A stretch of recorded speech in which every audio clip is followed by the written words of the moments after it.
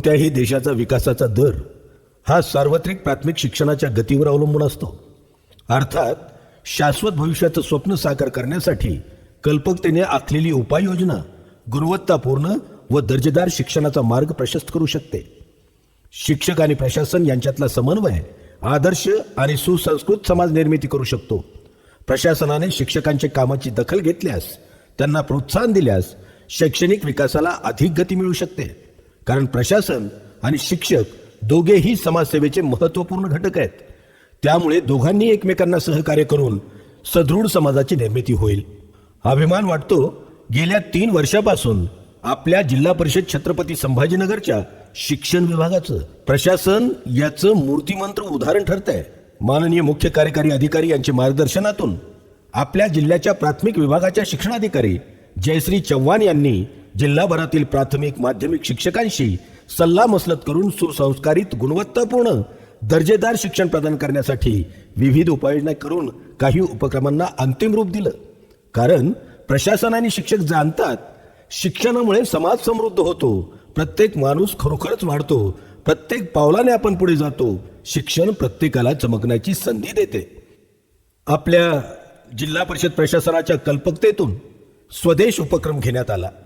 यात मुख्य उद्देश होता जिल्हा परिषदेच्या शाळेत शिकलेल्या माजी विद्यार्थ्यांना एकत्र आणावं, त्यांचा सन्मान व्हावा, शिक्षणामुळे समाजात तुमचं स्थान प्रतिष्ठेचं असल्याबाबत त्यांना जाणीव करून द्यावी, वेगवेगळं कार्य करणाऱ्या व्यक्तींचा परिचय शाळांना व्हावा आणि या माजी विद्यार्थ्यांचं शाळेच्या गरजेनुसार गुणवत्तापूर्ण व दर्जेदार शिक्षणाची व्यवस्था करण्यासाठी भौतिक सुविधा निर्मितीत सहकार्य मिळावं. स्वदेश अंतर्गत माजी विद्यार्थ्यांचा भव्य मेळावा घेऊन त्यांना गौरव चिन्ह देऊन यथोचित सन्मान करण्यात आला. या मेळाव्यात केलेल्या आव्हानानंतर माजी विद्यार्थ्यांनी आपल्या दातृत्वाचा परिचय देत आपल्या जिल्हा परिषद शाळांच्या गुणवत्ता व भौतिक विकासासाठी 1,97,00,000 रुपयाचा निधी खर्च केला. वर्तमान परिस्थितीत स्वदेश उपक्रमामुळे शाळा, माजी विद्यार्थी, शिक्षक, शाळेत शिकणारे विद्यार्थी, स्थानिक पदाधिकारी, जिल्हा प्रशासन यांच्या अनोख्या गट्टीतून समृद्ध शिक्षणाचा मार्ग प्रशस्त होत आहे. माननीय मुख्य कार्यकारी अधिकारी यांचे संकल्पनेतून शिक्षणाधिकारी प्राथमिक यांनी टार्गेट पीक ॲप या उपक्रमाची सुरुवात केली. या उपक्रमाअंतर्गत इयत्ता 5वी आणि इयत्ता 8वी शिष्यवृत्ती परीक्षेची तयारी करणाऱ्या विद्यार्थ्यांना ॲपच्या माध्यमातून तज्ज्ञांनी विषय व घटकनिहाय मार्गदर्शन केले. ऑनलाईन सराव परीक्षा घेण्यात आल्या. त्याचा परिणाम म्हणून संबंध महाराष्ट्र राज्यात छत्रपती संभाजीनगर जिल्ह्याने इयत्ता 5वी व इयत्ता 8वी शिष्यवृत्ती परीक्षेमध्ये प्रथम क्रमांक पटकावला. हा प्रवास इथेच थांबला नाही. नवोदय विद्यालयात इयत्ता 6वीत प्रवेशासाठी पात्रता परीक्षा घेण्यात आली. त्यातून जिल्हाभरातून 60 विद्यार्थी प्रवेश पात्र ठरतात. या 60 पैकी 42 विद्यार्थी आपल्या जिल्हा परिषदेच्या शाळेत शिकणारे आहेत. याचा सार्थ अभिमान वाटतो ना. शाळा, शिक्षक आणि पालक एकत्र आल्यास संस्कार केंद्र असलेल्या शाळांचा दर्जा समृद्ध होऊ शकतो. ही बाब आपल्या जिल्हा परिषदेने हेरली आणि शाळा हे स्थान निखळ आनंद देत गुणवत्तापूर्ण, दर्जेदार, सुसंस्कारित समाज घडविणारे ठिकाण आहे हे पालकांच्या मनावर बिंबवण्यासाठी पालक क्रीडा स्पर्धा आयोजित करण्यात आल्या. या स्पर्धा शाळा, केंद्र, बीट, तालुका आणि जिल्हा स्तरावर घेण्यात आल्या. त्यामुळे जिल्हाभरातील 2 लाख पुरुष महिला पालकांनी यात सहभाग नोंदविला.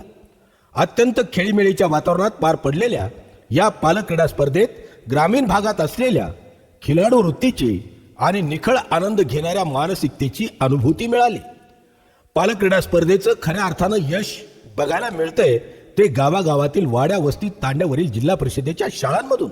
कदाचित या पालक क्रीडा स्पर्धेने आजचा दिवस हा नवीन सुरुवातीची संधी आहे. गेलेल्या कालची चिंता सोडून द्या आणि नवीन उमेदीने पुढच्या पावलांकडे पहा, अशी ऊर्जा पालकांना मिळाली यात शंका नाही.